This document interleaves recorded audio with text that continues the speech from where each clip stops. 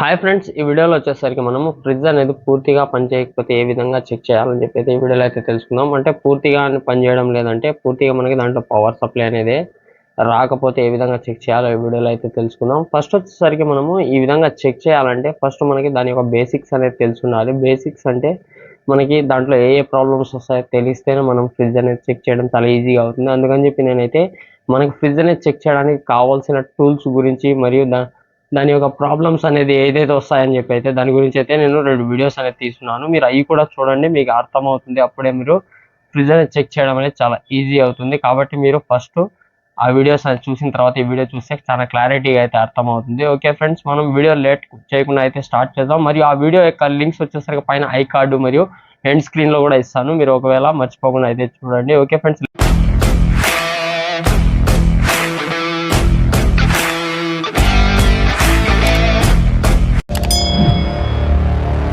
Fridge అనేది check చేయడం పెద్ద విషయం కాదు. నేర్చుకోవడం, దాన్ని చెక్ చేయడం అనేది పెద్ద విషయం కాదు. కాకపోతే మనం ముఖ్యంగా తెలుసుకోవాల్సింది, మొదటిగా మనము తీసుకోవాల్సిన జాగ్రత్త కూడా ఒకటి ఉంది. ఫస్ట్ అనేది మనం ఏ ప్రాబ్లం వచ్చి ఫ్రిడ్జ్ అనేది చెక్ చేయాలనుకున్నా కూడా ఫస్ట్ వచ్చేసరికి మనకి బాడీకి ఏదైనా పవర్ షార్టేజ్ ఏమైనా వస్తుందేమో చెక్ చేసుకోవాలి.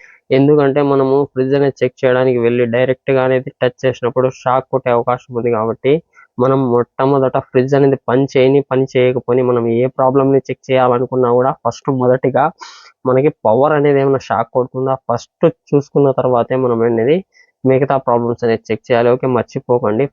అందుకని మనం ముందుగా ఫస్ట్ బాడీ షార్టేజ్ చెకింగ్ నుంచే స్టార్ట్ చేద్దాం. ఫస్ట్ మనము షాక్ అనేది ఏ విధంగా కొడుతుందో చూసిన తర్వాత ఏ ఫ్రిడ్జ్ అయినా చెక్ చేయండి. ఓకే, చూడండి, ఇప్పుడు వచ్చేసరికి మనం ఈ విధంగా అయితే బాడీ షార్టేజ్ అయితే చెక్ చేయాలి. మన దగ్గర మినిమం వోల్టేజ్ మీటర్ అన్నా ఉండాలి. అంటే క్లాక్ మీటర్ ఉంటే ఫ్రిడ్జ్ చెక్ చేయడానికి ఎట్లయినా క్లాక్ మీటర్ అవసరం కాబట్టి క్లాక్ మీటర్ అనేది తీసుకోవాలి.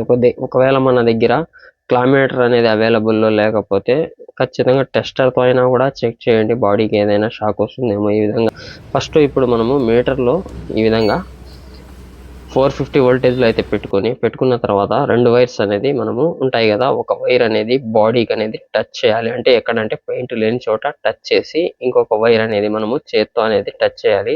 అప్పుడు మనకి ఇక్కడ డిస్ప్లేలో ఈ విధంగా వోల్టేజ్ అనేది చూపిస్తుంది. వోల్టేజ్ అంటే మనకి 100 నుంచి 250 లోపల అనేది వోల్టేజ్ వస్తుంది. కాబట్టి మనకి అంటే బాడీ షార్టేజ్ గురించి చెప్తున్నాను, మెయిన్ వోల్టేజ్ కాదు. మనకి 100 లోపల అనేది వోల్టేజ్ అనేది చూపిస్తే మనకి ఎటువంటి ప్రమాదం అయితే ఉండదు. ఓకే, లైట్గా జిల్ షాక్ అనేది కొట్టడం అట్లా అయితే ఉంటుంది, అంతేగాని అది ఎర్త్ ప్రాబ్లం ఉండడం వల్ల మనకి 100 లోపల అయితే చూపిస్తుంది.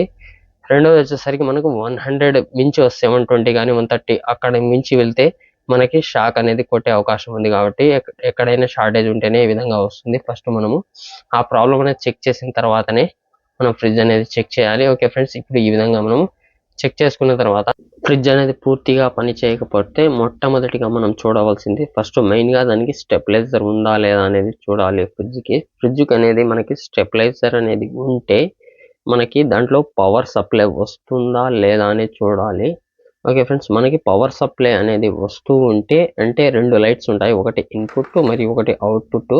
ఇన్పుట్ అనేది వెలిగి అవుట్పుట్ అనేది వెలిగితే మనకి అవుట్పుట్ అంటే వెలిగితే పవర్ అనేది వస్తూ ఉన్నట్టే అర్థం. కానీ ఒకసారి స్టెబిలైజర్ ప్రాబ్లం వల్ల లోపల మనకి ప్రాబ్లం ఉంటే మనకి అవుట్పుట్ అనేది రాదు. కాబట్టి ఫస్ట్ ఈ విధంగా మనము స్టెబిలైజర్కి ఏదైనా మన ఇంట్లో ఉన్న మిక్సీ కానీ లేదంటే ఏదైనా లోడ్ ఉన్న వస్తువుని పెట్టి ఫస్ట్ చెక్ చేయాలి. చెక్ చేస్తే మనకి అక్కడికి పవర్ సప్లై అనేది వచ్చిందంటే మనకి స్టెబిలైజర్ అనేది బాగున్నట్టు, అక్కడికి సప్లై కూడా పర్ఫెక్ట్గా వస్తూ ఉన్నట్టు, అప్పుడు మనకి ఫ్రిడ్జ్లో ఉన్నట్టే ప్రాబ్లము.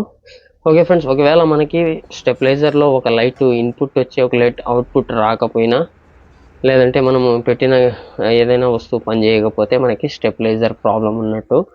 ఓకే ఫ్రెండ్స్, ఇది మెయిన్గా మనం స్టెబిలైజర్ చెక్ చేయాల్సింది. స్టెబిలైజర్ చెక్ చేసిన తర్వాత ఒక్కొక్కసారి మనకి ఏమవుతుందంటే స్టెబిలైజర్ అనేది పూర్తిగా పని చేయకుండా కూడా ఉంటుంది. ఒక్కొక్కసారి అంటే మనకి సప్లై అనేది అక్కడి నుంచి సాకెట్ నుంచి రాకపోయినా లేదంటే స్టెబిలైజర్లో ఏదైనా ప్రాబ్లం ఉన్నా ఈ విధంగా జరుగుతుంది. కాబట్టి ఒకవేళ లైట్లు అనేది వెళ్ళకపోయినా మనం స్టెబిలైజర్ ప్లగ్ అనేది డైరెక్ట్ సాకెట్ నుంచి తీసేసి అక్కడ మన ఇంట్లో ఉన్న వస్తువు పెట్టి చెక్ చేయాలి, అక్కడ పవర్ వస్తుందో లేదో.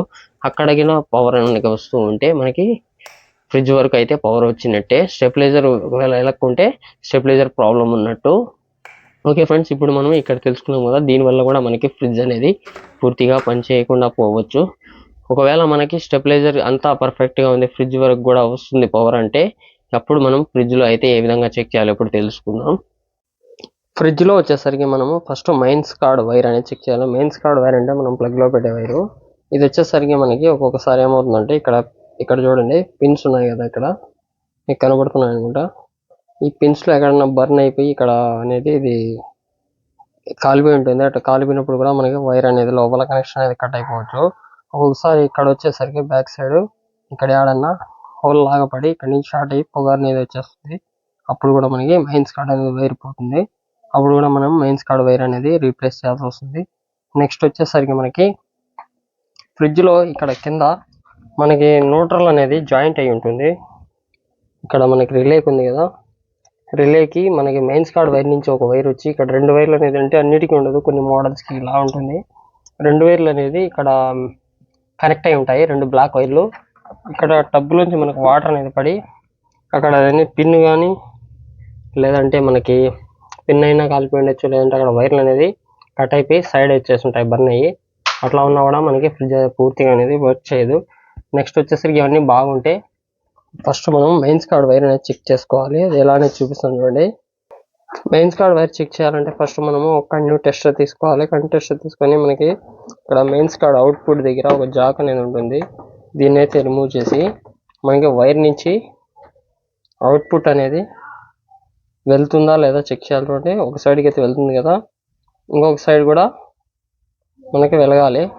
ఈ విధంగా మనకి వెలిగితే వైర్ అనేది బాగున్నట్టు. ఒక సైడ్ నుంచి ఇంకొక సైడ్ నుంచి ఇంకొక వైర్కి అనేది చెక్ చేయాలి.